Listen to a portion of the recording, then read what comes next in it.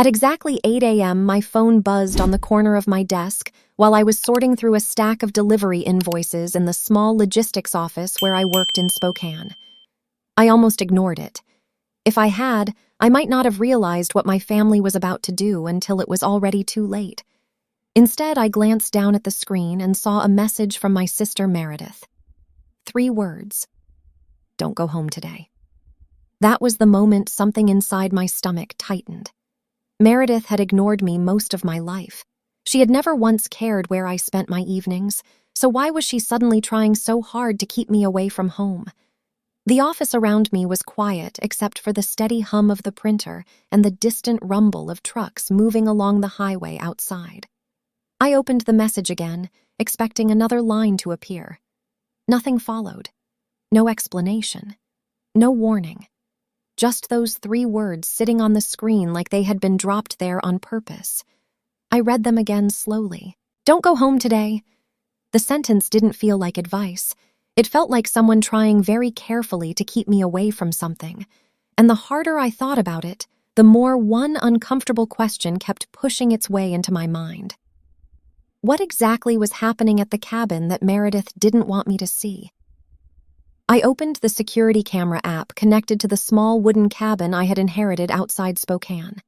The camera pointed toward the gravel road that curved through the trees toward the lake. For a few seconds, the screen showed nothing but tall pine branches swaying gently in the morning wind. Then a large, white moving truck rolled slowly into view.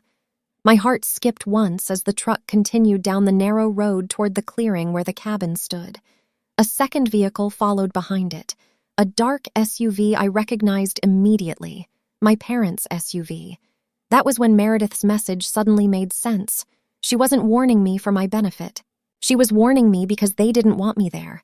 My name is Brooke Lawson, and by the time I turned 19, I had already learned something about my family that many people don't understand until much later in life.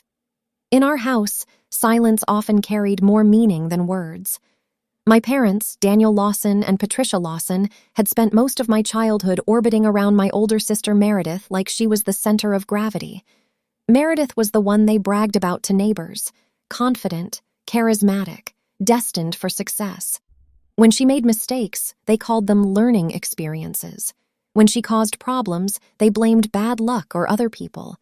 Somehow Meredith always landed safely no matter what happened. I was the opposite. The quiet daughter, the dependable one. I kept my grades high, stayed out of trouble, and finished whatever I started. Those traits were valuable in many parts of life, but inside my parents' house they barely registered. When Meredith walked into a room, conversations immediately shifted toward her plans, her friends, her latest idea for the future. When I walked in with something important to say, it usually drifted through the room like a breeze that nobody really noticed. For years, I believed that if I worked hard enough, if I proved I was responsible enough, eventually they would start seeing me the way they saw Meredith. It took me a long time to understand that some people stop listening long before you start speaking.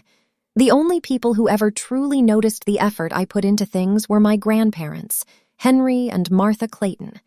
They lived outside the city in a quiet wooden cabin beside a small lake surrounded by tall pine forest. Weekends at that cabin always felt like stepping into a different world, a place where people thanked you when you helped fix something, a place where responsibility wasn't invisible. My grandparents believed quiet effort mattered, and when they looked at me, they didn't see the background character my parents saw. They saw someone they trusted. When my grandparents passed away the previous year, that peaceful world almost disappeared with them. But during the reading of their will, something happened that no one in my family had expected.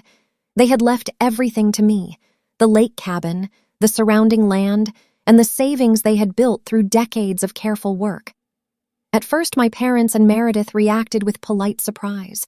They said my grandparents must have trusted me deeply. They told friends it was a beautiful responsibility. But that tone didn't last very long. Within weeks, the conversations began to change. My parents started referring to the cabin as family property. Meredith began mentioning how valuable lakefront land around Spokane had become. She talked about renovations, rentals, and managing the property properly. That was when I understood something important. When some people offer to help manage what belongs to you, what they really mean is they want control of it. So instead of arguing with them, I made a quiet decision they didn't know about. A few days before my 19th birthday, I sat in the office of my grandparents' attorney and transferred the entire inheritance into an irrevocable trust under my name.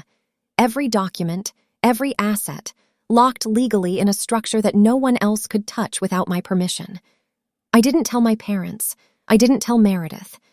From their perspective, nothing had changed. They still believed the cabin was something they could eventually take over for the family, and I let them believe that. Back in the office that morning, my phone buzzed again. Another message from Meredith appeared on the screen. "Seriously, Brooke, don't come home today." I stared at the words for several seconds before slowly setting the phone down on my desk. Outside the window, gray clouds hung low over the Spokane skyline. On the security camera feed, the moving truck had already reached the clearing in front of the cabin. Workers were starting to step out of the back. If my sister was trying that hard to keep me away, then whatever they were doing out there had already begun.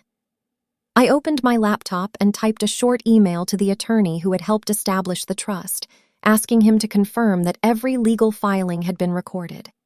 Then I leaned back in my chair and looked at the screen again.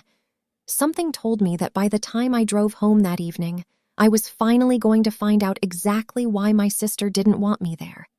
And more importantly, what they thought they could take before I arrived. Growing up in our house in Spokane meant learning very early that there were two completely different sets of rules. One set applied to my sister Meredith, and another set applied to me. Meredith Clayton was the daughter my parents loved talking about. She was outgoing, confident, and loud enough to fill every room she entered. My parents described her as charismatic and full of potential. When relatives visited, they asked Meredith about her plans, her friends, and whatever new idea she had decided to chase that month. I usually sat quietly at the edge of those conversations, answering questions only when someone remembered to ask them. It wasn't that my parents disliked me. It was more complicated than that. Meredith created attention wherever she went, and my parents had spent so many years focusing on her that they barely noticed the quieter life happening beside her. The strange thing was that Meredith's life always seemed to generate problems. She skipped classes during high school, argued with teachers, and once managed to get suspended after a fight in the school parking lot. When those things happened, my parents never treated them as serious mistakes. Instead, they explained them away as misunderstandings. They said the teachers were unfair, the other students were jealous, or the situation had been exaggerated. Meredith would cry for a few minutes, promise to try harder, and somehow the entire situation would disappear. My parents called it supporting their daughter. From the outside, it probably looked like loyalty, but from where I stood inside that house, it looked a lot like consequences simply didn't apply to her. One moment from my teenage years always stayed with me because it showed exactly how different those rules were. Meredith had taken my mom's SUV without asking so she could drive to a party outside town. On the way back, she scraped the entire side of the vehicle against a wooden fence while trying to turn too quickly onto our street. The damage ran across both doors and part of the rear panel. I remember standing in the driveway that night expecting the kind of explosion most families would have after something like that. Instead, my parents rushed outside to check if Meredith was hurt. My mom hugged her while my dad inspected the damage with a worried look that had nothing to do with the car itself. By the next morning, the conversation had shifted completely. My parents said accidents happened and that Meredith was still learning. A week later, they traded the SUV in for a newer model with better safety features. Around the same time, something much smaller happened to me. I had been helping clean the kitchen one afternoon when my elbow accidentally knocked a ceramic bowl off the counter. It shattered when it hit the floor. It wasn't a special bowl or an expensive one, just something my mom had bought years earlier. But when she heard the crash, she rushed into the kitchen and stared at the broken pieces like I had destroyed something priceless. I was grounded for 3 weeks. No phone, no going out with friends, and no leaving the house except for school. My parents said I needed to learn responsibility. The difference between those two situations wasn't lost on me. Meredith could damage a car and receive comfort. I could break a bowl and receive punishment. School was where I quietly started building a different path for myself. I knew early on that if I wanted independence someday, I would have to earn it without relying on my parents' attention or approval. I studied harder than most of my classmates and spent evenings working part-time so I could save money. During my senior year, I managed to earn a regional academic scholarship that would help cover tuition for college. When the letter arrived in the mail, I walked into the living room holding it like it was proof that all the late nights had meant something. My dad glanced at the page for a few seconds and nodded. My mom said that was nice, and then returned to a conversation with Meredith about an upcoming cheer competition. Within minutes, the moment passed like it had never happened. That night, I sat alone in my room staring at the scholarship letter spread across my desk. It wasn't anger I felt, not exactly. It was something closer to clarity. I finally understood that waiting for recognition inside my parents' house was like waiting for a storm to apologize for the rain. It simply wasn't going to happen. Instead of feeling defeated by that realization, I slowly began building a life that didn't depend on their approval at all. I worked, studied, and spent as much time away from the house as possible. And eventually, that search for somewhere quieter and more honest led me north toward the small lake where my grandparents lived. The road to my grandparents' cabin near Lake Evergreen always felt like a quiet escape from the noise of the city. Once you left the highway outside Spokane, the pavement slowly narrowed until it became a gravel road that twisted through thick rows of pine trees. Cell service faded somewhere along that stretch, and the only sounds left were the wind moving through the forest and the tires rolling over loose stones. At the end of that road sat a small clearing where my grandparents' cabin faced the water. The house itself wasn't large or impressive, just a sturdy wooden structure with a porch that looked out over the lake. My grandfather Henry had helped build parts of it decades earlier with friends from the nearby town. The boards were weathered in places, the paint slightly faded, but the cabin felt solid in a way many newer houses didn't. Every time I stepped onto that porch, the world seemed to slow down. My grandparents noticed things about people that others often ignored. They didn't ask long, emotional questions about my life or demand explanations about what was happening at home. Instead, they watched what people did. When I started visiting the cabin more often during high school, my grandfather never made a big deal about it. He simply handed me tools when something needed fixing. Sometimes it was tightening the bolts on the dock where his small fishing boat rested. Other times it was replacing loose boards along the porch railing after winter storms. He showed me how to do each task once, and then stepped back to let me finish the job on my own. One afternoon, we were repairing the wooden gate that separated the garden from the rest of the yard. When I finished securing the latch, my grandfather wiped his hands on an old rag and examined the work quietly. After a moment, he nodded and said, "You finish what you start. That matters." It wasn't a long speech, but it was the kind of sentence that stayed with me. My grandmother Martha showed appreciation in quieter ways. Whenever I arrived, even if I hadn't warned them ahead of time, there was always extra food waiting in the kitchen. The cabin usually smelled like soup simmering on the stove or fresh bread cooling on the counter. In the evenings, we sat around the small wooden table near the window that overlooked the lake. The conversations were simple. My grandfather talked about fishing conditions or how the forest looked different after a heavy rain. My grandmother told stories about the early years when the town nearby had been smaller and everyone knew each other by name. They didn't compare me to Meredith or ask why I visited so often. In their house, I didn't feel like the quiet daughter who had to earn attention. I simply felt like someone who belonged there. As my grandparents grew older, my visits became more than just weekend escapes. My grandfather's knees started bothering him during the colder months, and driving long distances into town became difficult. I began helping with those trips. I drove them to doctor appointments in Spokane, picked up groceries, and sometimes stayed overnight if the weather made the forest road unsafe to travel after dark. None of it felt like an obligation. In fact, those drives through the forest were some of the most peaceful hours of my week. My grandfather would point out places where the shoreline had changed over the years or where new trees had grown since the last storm. Listening to him talk about the land made it clear that the cabin wasn't just a house to him. It was a place connected to decades of memories. One evening after dinner, we sat in the living room while a small fire burned quietly in the stone fireplace. My grandmother was washing dishes in the kitchen, humming softly to herself while water ran in the sink. My grandfather leaned back in his chair and stared at the flames for a while before speaking. "Your parents see this place differently," he said eventually. I looked over at him, unsure what he meant. He gestured toward the window that faced the lake. "To them, it's property," he continued slowly. "Land that could be sold someday." Then he turned his head toward me. "You look at it like it's something worth protecting."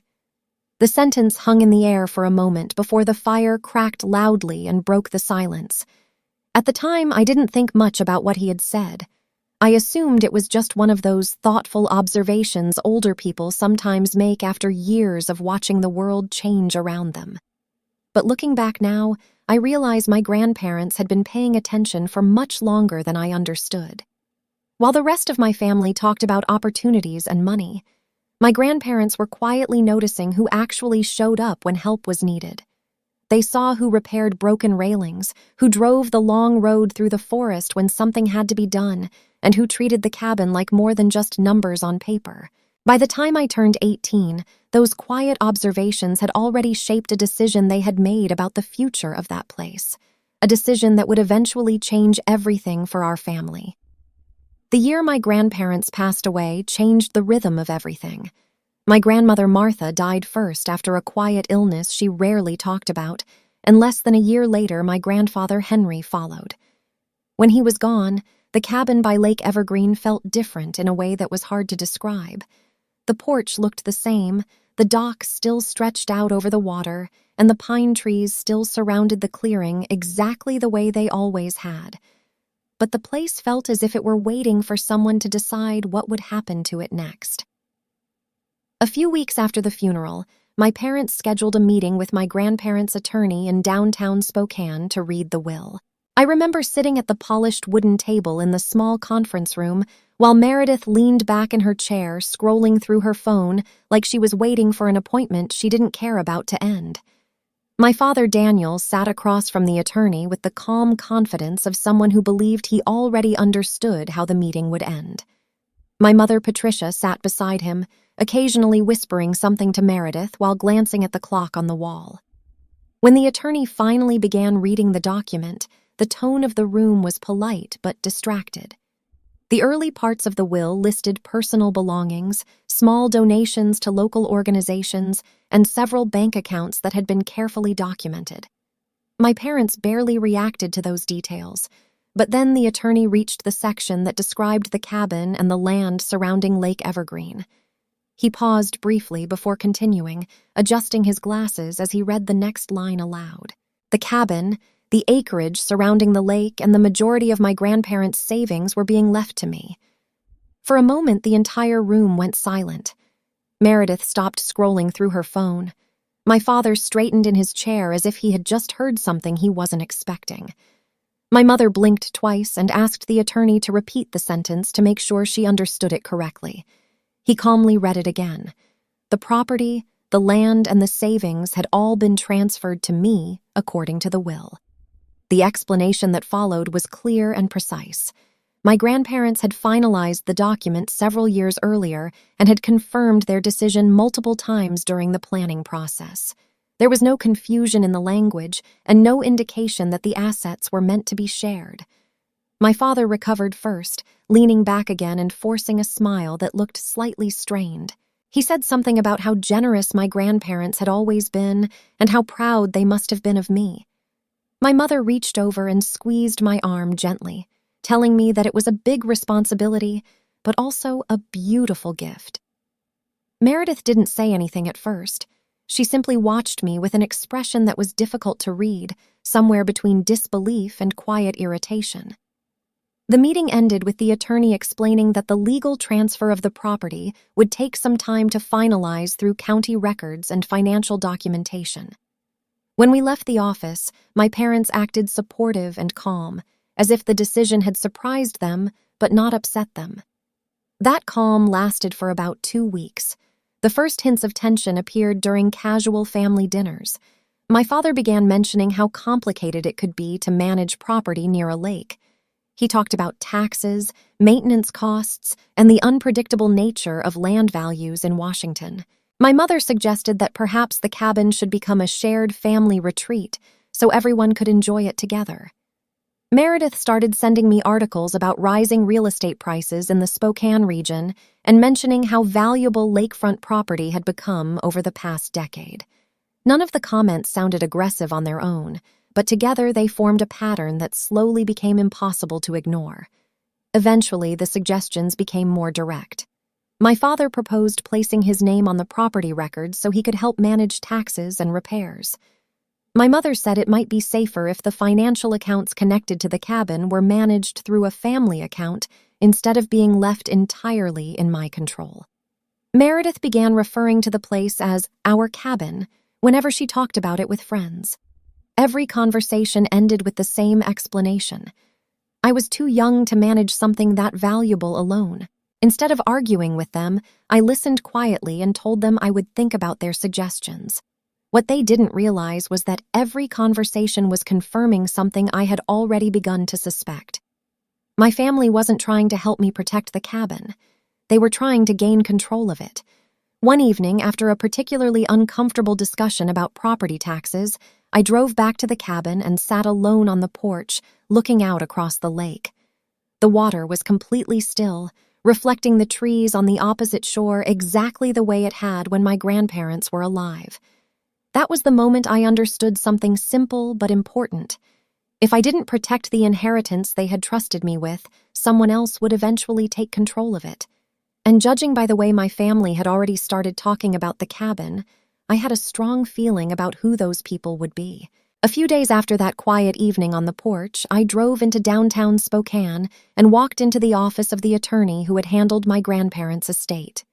His name was Arthur Bennett, and his office sat on the second floor of a narrow brick building not far from the county courthouse. The hallway outside smelled faintly of old paper and polished wood, and the waiting area was lined with shelves filled with thick legal books that looked like they had been there for decades. Arthur greeted me with the same calm expression he had worn during the reading of the will and invited me to sit across from his desk. I explained why I had come without exaggerating anything. I told him about the conversations my parents had been having about the cabin, about the suggestions that my father should be added to the property records, and about how Meredith had started referring to the place as if it already belonged to everyone in the family. Arthur listened quietly while making occasional notes on a yellow legal pad. When I finished speaking, he leaned back slightly in his chair and folded his hands together. He told me that situations like this were more common than people realized. When land or inheritance was involved, relatives sometimes convinced themselves that family connection automatically meant shared ownership. In many cases, he explained, people believed they were simply correcting a decision they considered unfair. Then he asked a question that seemed simple but important. Did I want to make sure the property remained exactly the way my grandparents had intended, even if it meant disappointing members of my family? I didn't hesitate before answering. My grandparents had trusted me with the cabin, and I had no intention of letting that trust disappear because someone else felt entitled to it. Arthur nodded as if he had expected that answer. He explained that there was a legal structure that could protect the inheritance from outside pressure while still honoring the instructions in my grandparents' will. The structure was called an irrevocable trust. In practical terms, it meant transferring the cabin, the surrounding land, and the financial assets connected to the estate into a legally recognized trust that could not easily be altered once it was established. The trust would technically own the property, and the person named as trustee would have full authority to manage it. If the trust documents were properly filed with the county, no one outside the trust could claim ownership or remove property from the land without permission. He paused briefly before continuing, making sure I understood the responsibility that came with that structure. If I created the trust and named myself as the sole trustee, every decision about the cabin would legally belong to me. That meant handling taxes, maintenance, and long-term planning for the property. It also meant that if someone in my family tried to challenge the ownership of the cabin, the trust documents would become the legal barrier protecting it. Arthur explained that my grandparents' will already supported this arrangement. The trust would simply strengthen the legal boundaries around the inheritance they had left behind. The process took several days to complete. Arthur's office gathered the official property records for the cabin and confirmed the boundaries of the land surrounding Lake Evergreen. The bank accounts connected to my grandparents' estate were transferred into the trust structure as well. Each step required signatures, documentation, and filings with the county recorder's office. I read every page carefully before signing anything.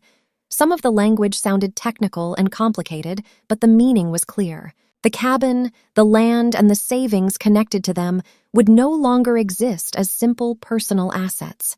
They would belong to the trust. When the paperwork was finished, Arthur placed the final documents into a folder and explained that the last step would be recording the trust with the county. Once that filing was completed, the trust would become part of the official property record. The process would not attract attention, and there would be no public announcement. From the outside, nothing about the cabin would appear different. My parents would still assume that the property was waiting to be reorganized or shared with the rest of the family, but legally speaking, that assumption would no longer have any foundation. The final confirmation arrived on the morning of my 19th birthday. I opened my email before leaving for work and saw a short message from Arthur Bennett's office. The trust had been recorded with the county at 12:07 a.m. that morning. The cabin, the land, and the estate funds were now fully protected under the trust structure, and I had been officially listed as the sole trustee responsible for managing the property.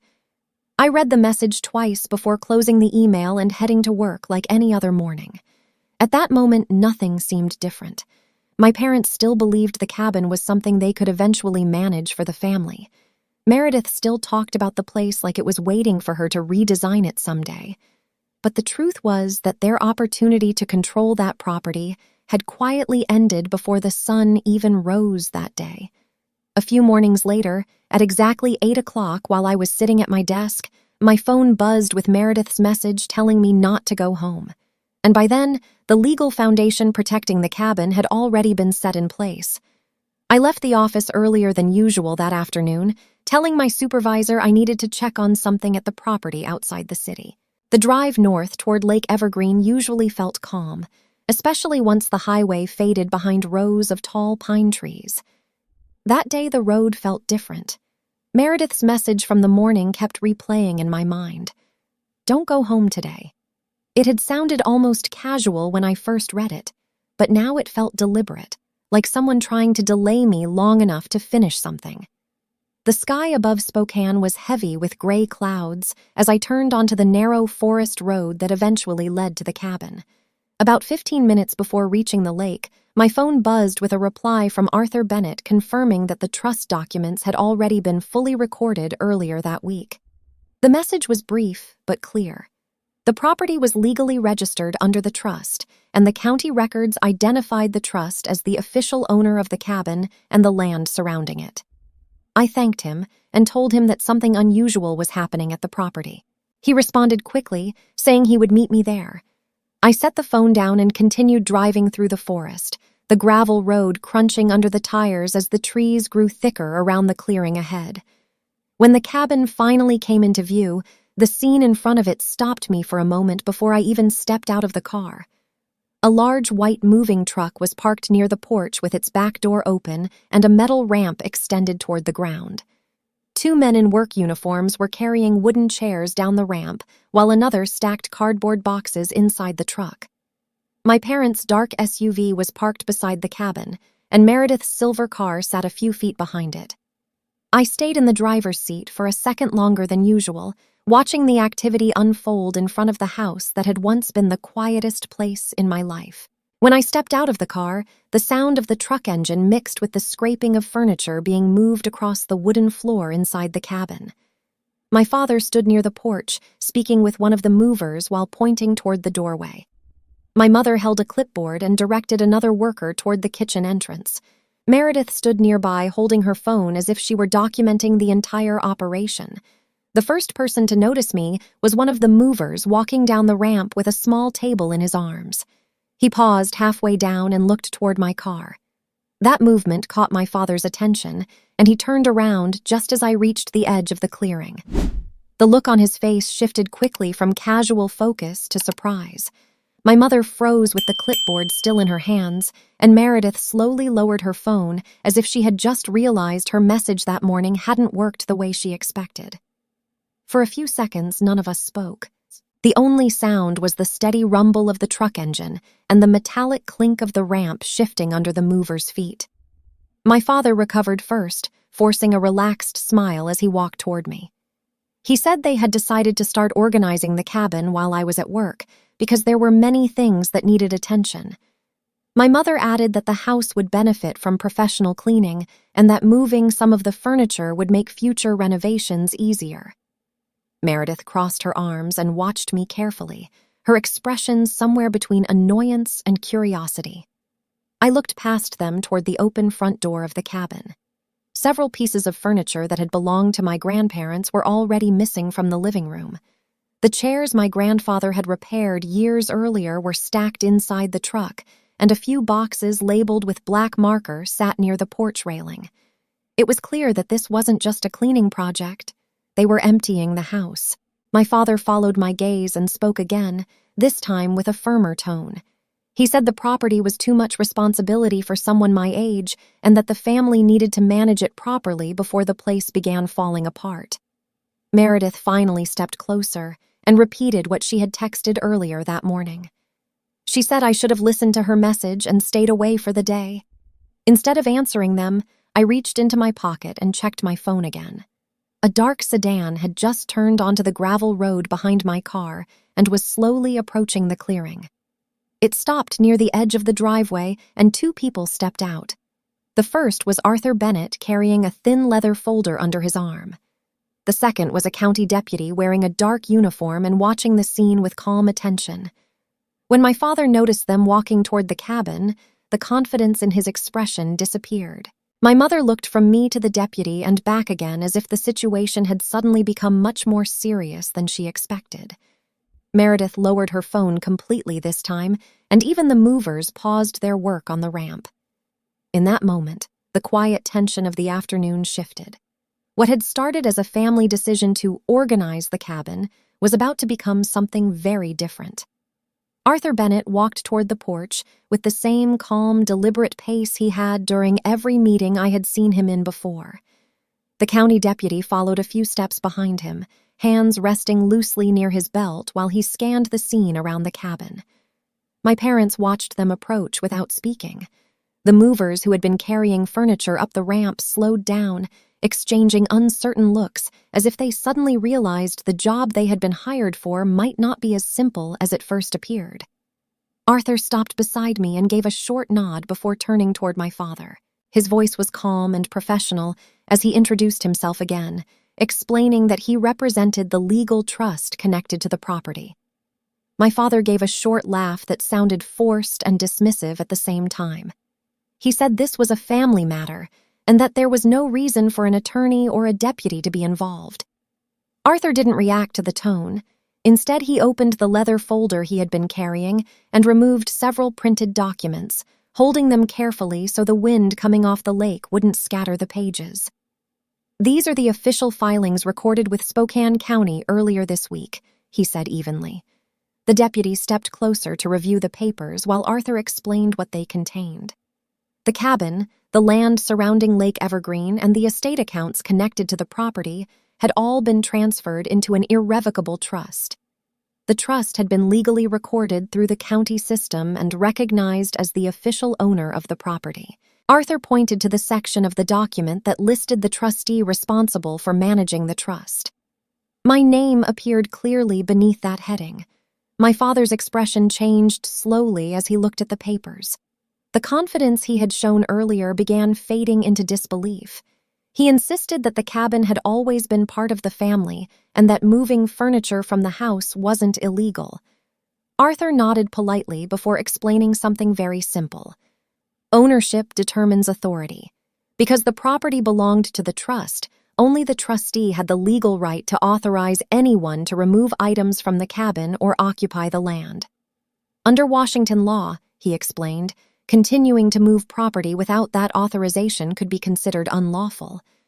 My mother stepped forward then, her voice rising slightly as she insisted that my grandparents had always wanted the cabin to remain within the family. She said they had talked about sharing the place many times over the years. Arthur listened patiently before responding in the same calm tone he had used since arriving. Verbal expectations, he explained, could not override written legal documents. The will and the trust filings were both clear. The property had been transferred into the trust and placed under my authority as trustee. Meredith finally spoke for the first time since Arthur had arrived. She said the movers had already begun organizing the house and that it would be unreasonable to stop the process halfway through the job. The county deputy stepped forward at that point, addressing the movers directly rather than continuing the family argument. He explained that the ownership of the property had been legally documented and that until the trustee authorized further action, all moving activity needed to stop immediately. The men on the ramp exchanged glances before carefully placing the chairs they were carrying back onto the porch. One of them quietly asked my father whether they should continue or close the truck. My father hesitated for several seconds before answering, and in that silence, the outcome of the situation became obvious. There were no documents he could show the deputy to prove authority over the property. Arthur asked one simple question that ended the conversation entirely. "Do you have any legal documentation establishing ownership or management rights over this property?" My father didn't answer. The deputy then explained that the simplest way to resolve the situation was for everyone not authorized by the trust to leave the property for the day. The movers began securing the ramp and closing the truck doors, clearly relieved that the confusion had been resolved before anything escalated further. Dust lifted from the gravel road as the truck slowly turned around and prepared to leave the clearing. My parents stood near the driveway in stunned silence while Meredith avoided looking directly at me. The plan they had confidently started that morning had collapsed in less than 20 minutes. Before getting into his car, my father turned back toward the porch and said this wasn't over. He said the family would speak with their own lawyer and challenge the situation properly. Arthur simply nodded, as if that response had been expected from the beginning. As the vehicles disappeared down the gravel road, the clearing around the cabin returned to its usual quiet. The only sounds left were the wind moving through the pine trees and the soft movement of the lake against the dock. Arthur closed his folder and told me that disputes like this often happened when inheritance was involved. Sometimes people needed to see legal boundaries clearly before they accepted them. I stood on the porch watching the dust settle along the road, knowing the confrontation had ended for the day, but also understanding that my father's last words meant the conflict wasn't finished yet. What he didn't know was that my grandparents had left behind more than just a will and a trust. Hidden among their records was something that would make their next move much harder than they expected. A week after the moving truck left the driveway, a formal letter arrived at my mailbox in Spokane. The envelope carried the name of a law firm I didn't recognize, but I already knew who had sent it before I even opened it. My father had kept his promise. The letter claimed that my grandparents had always intended the cabin to remain shared family property and suggested that the trust might not reflect their true wishes. The language sounded confident, almost rehearsed, as if whoever wrote it believed the threat of legal pressure might make me reconsider. I read the document once and then set it on the kitchen table of the cabin while the late afternoon sunlight filtered through the windows facing the lake. Instead of answering the letter myself, I scanned it and sent it directly to Arthur Bennett. Within an hour, he called and asked if I still had access to the small desk in my grandparents' office. I knew exactly what he was referring to.